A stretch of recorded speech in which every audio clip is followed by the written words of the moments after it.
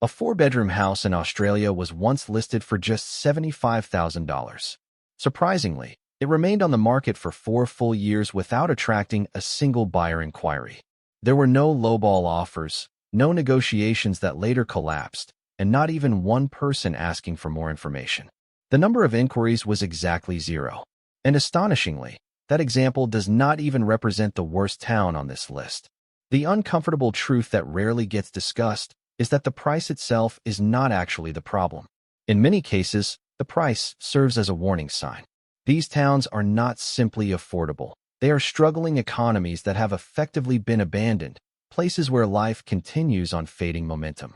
People purchased homes there believing they had discovered a dream opportunity, only to find themselves trapped in properties they cannot sell. In one case, a family is losing money every single month on a house they no longer live in and cannot sell. In another situation, a homeowner watched $400,000 in property equity shrink dramatically to $150,000, a staggering loss of roughly 62%. Meanwhile, homes in Sydney routinely sell for around $2 million. Yet properties located about 600 kilometers away sit on the market for $45,000 and still receive no offers even after 18 months. In one of these towns, an entire local economy collapsed overnight when the meatworks closed, wiping out 2,000 jobs in a single moment. Another settlement faces such extreme heat that many residents have resorted to living underground simply to cope with the climate. By the time this story ends, the reason behind a puzzling national statistic will become clear. More than 100,000 homes across Australia currently sit empty, even while major cities remain almost completely unaffordable. And here is the surprising part. Some of these places are not isolated desert camps deep in the outback.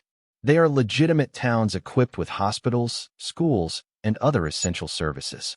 These are the ghost towns that still have people living in them. One such place lies about 600 kilometers from Adelaide in the South Australian outback. During the 1960s and 1970s, this settlement thrived as a booming opal mining town.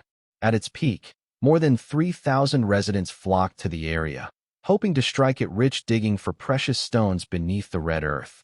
Families arrived filled with optimism. They built their lives around the mines, enrolled their children in the local school, and gathered at the town pub on weekends to celebrate and socialize. For a time, it truly felt like a place with promise. Today, however, only around 300 people remain. The local school has just 12 students. The pub opens occasionally, largely whenever the owner feels like it. Corrugated iron walls slowly rust beneath the relentless sun, and dusty yards of red soil stretch out toward empty horizons. A 3-bedroom house here can cost less than a used Toyota. But owning such a bargain comes with a harsh reality. Your daily commute may be unemployment, and your social life might consist of dust storms. Many of the miners who stayed behind have been there since the original boom decades ago. They are aging in place, reluctant to leave because doing so would mean admitting that 50 years of labor ultimately led nowhere. Opal mining today remains physically demanding work with uncertain financial rewards. Houses typically list between $30,000 and $60,000, yet they often sit on the market for 18 months without a single offer. Still, at least in this town, some residents continue trying. The next place on the list experienced such a rapid collapse that homeowners did not even bother putting their houses up for sale. Instead, many simply walked away. Kambalda in Western Australia once shone as a jewel of the country's nickel mining industry. During the mining boom of the 2000s, homes there sold for as much as $400,000. Workers from across Australia relocated to the town, drawn by the promise of lucrative mining wages. It appeared to be a stable, permanent community, exactly the kind of place where people could settle down and build a life. Then everything changed in 2024 when BHP suspended its Nickel West operations. In a single announcement, about 3,000 jobs vanished. Almost immediately, the town began emptying. Today, roughly every second house stands vacant. For sale signs have faded after months of baking in the sun. Lawns have grown wild with weeds, and many windows remain dark throughout the night. Property values plunged from about $400,000 to roughly $150,000, representing a 62.5% collapse. These losses were not the result of reckless speculation. The victims were ordinary families who had purchased homes during prosperous times only to wake up trapped in a failing market. They cannot sell without sacrificing their life savings. Yet they cannot stay because the jobs that sustain the town have disappeared. Although BHP has mentioned the possibility of restarting operations in 2027, there are no guarantees. For now, residents remain suspended in uncertainty, watching the value of their homes slowly drain away month after month. At least Cambalda's decline unfolded slowly enough that people could see warning signs. The next town suffered an even more abrupt shock when its entire economic foundation vanished in a single day. In Wyndham, located in the far north of Western Australia, life has always been remote. The town is so isolated that heavy rains during the wet season frequently flood the surrounding region, cutting off road access for months at a time. When those rains arrive, leaving town becomes impossible.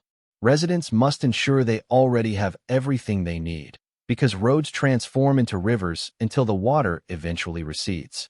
In the 1980s, Wyndham's population exceeded 2,000 people.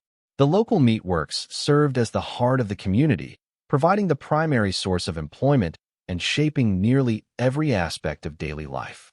Then in 1985, the facility shut down, and with it 2,000 jobs disappeared overnight. The town never truly recovered from that blow. Today, only about 700 to 800 residents remain. One property in Wyndham was listed for $75,000 and stayed on the market for 4 years without receiving even a single inquiry. Not one person called to ask about it during that entire time. Historic stone buildings in East Wyndham, dating back to the early 1900s, now stand empty, silent reminders of a time when the town actually mattered to someone. Those who remain are usually lifelong locals who refuse to leave or retirees who intentionally seek extreme isolation, where solitude becomes a deliberate lifestyle choice. A house here may cost little more than a holiday vacation, but your nearest neighbor might be cattle, and reaching the closest hospital could require a helicopter flight. If it seems easy to dismiss these examples as remote outback communities that were never destined for long-term prosperity, consider another town where residents literally moved underground just to survive. Coober Pedy presents a landscape that looks almost post-apocalyptic, and there is a reason for that appearance. During summer, surface temperatures can climb above 50 degrees Celsius. To escape the brutal heat, between 60 and 80% of the population has carved homes directly into the surrounding hillsides. These underground dugouts naturally maintain temperatures between 23 and 25 degrees Celsius throughout the year, eliminating the need for air conditioning. Beneath the surface, you will find underground churches, underground hotels, and entire homes sculpted out of solid rock. Many of these structures were created by European migrants who arrived during the mechanization boom of the 1970s and 1980s. The town's population once surpassed 3,000 residents, but has now declined to roughly 1,700.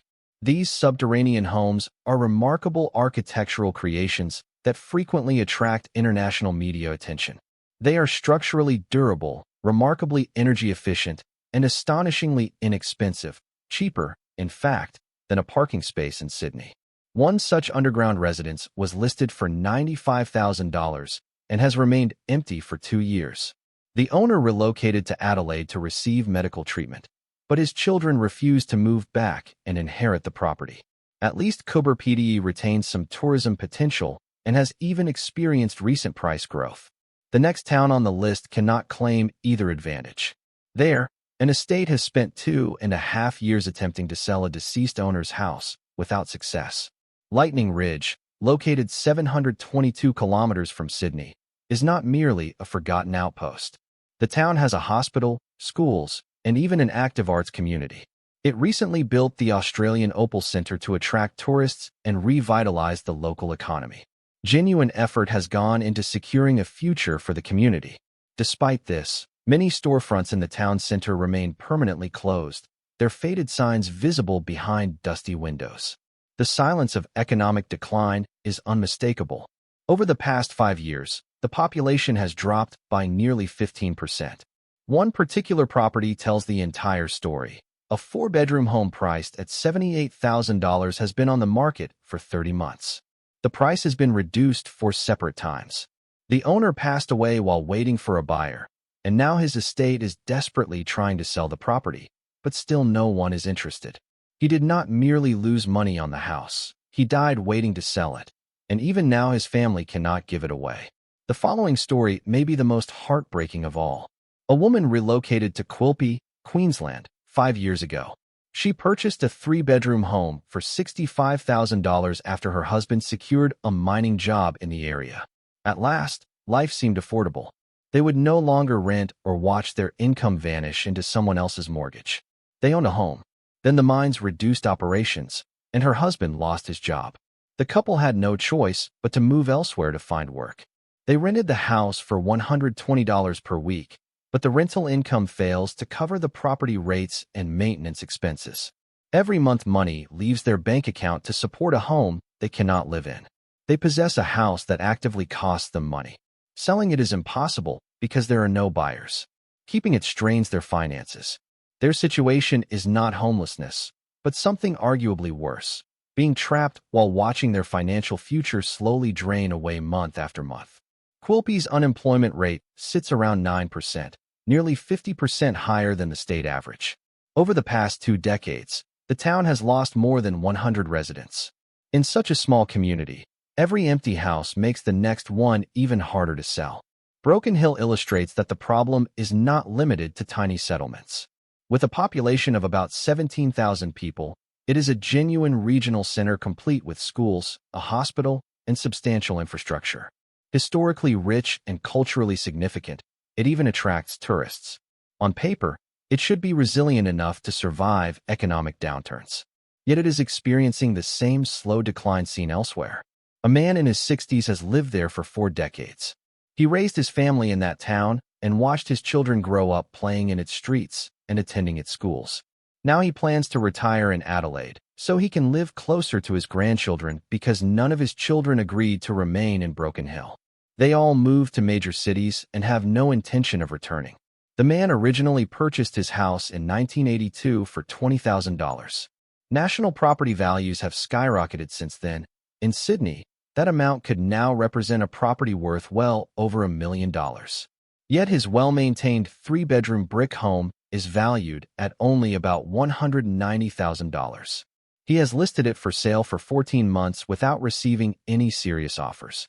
If this situation occurs in a town with 17,000 residents, imagine what is happening in communities half that size. Similar patterns repeat elsewhere across the country. In Cloncurry, Queensland, the median house price plunged from $250,000 in 2012 to around $130,000 today. Nearly a decade after the mining downturn, there has still been no recovery. Buyers who purchased homes at peak prices remain underwater. Those who bought more recently also feel trapped. In Ravensthorpe, Western Australia, a town of roughly 500 residents, the local nickel mine opened in 2007, closed during the 2009 financial crisis, and reopened in 2017 at a smaller scale. Houses built brand new during the boom sat vacant for years. Everyone living there understands that another crash could arrive at any moment, because the mine remains the only major employer. In Ravensthorpe, hope has a limited shelf life. Residents do not plan long-term futures. Instead, they prepare exit strategies. This cycle is not random. It follows a structural pattern repeated throughout the continent. A mining boom brings workers and investment. Commodity prices collapse. The population leaves. Real estate values crash. Homeowners become trapped with negative equity, and the town continues declining.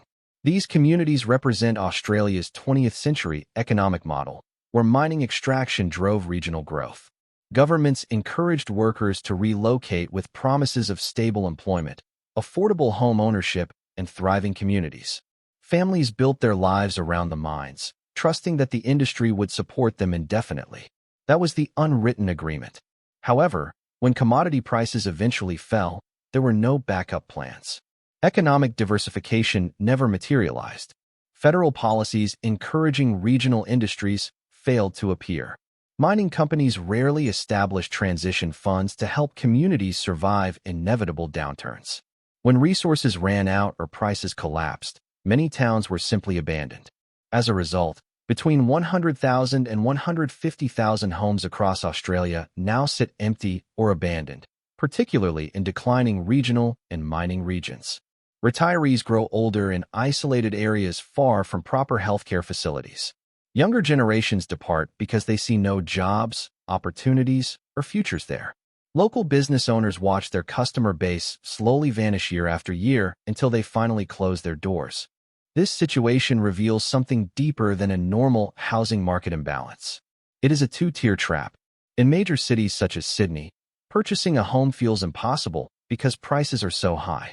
Yet in places like Andamuka, selling a house is equally impossible because there are no buyers. One side of the country cannot afford to enter the market, while the other cannot afford to leave it. Choose your prison. When people encounter a house listed for $50,000, the instinctive question is simple. Can I afford this? But the more important question is different. The real issue is whether you can afford to be trapped there. Affordable housing requires more than a low purchase price. It also demands access to employment and a sustainable community. These homes are cheap because the market is sending a loud signal that economic opportunity has disappeared. What looks like a bargain may actually be a warning label attached to long-term neglect. Across these 10 towns, the quiet collapse of the Australian dream becomes visible. From Andamuka's school with only 12 students, to Kambalda's devastating 62% equity wipeout, to Wyndham's 4-year property listing that received 0 inquiries, the stories all reveal the same reality. There are underground homes that children refuse to inherit and families losing money every month on properties they cannot escape. These communities are not broken places. They are places that have been abandoned. And that distinction matters.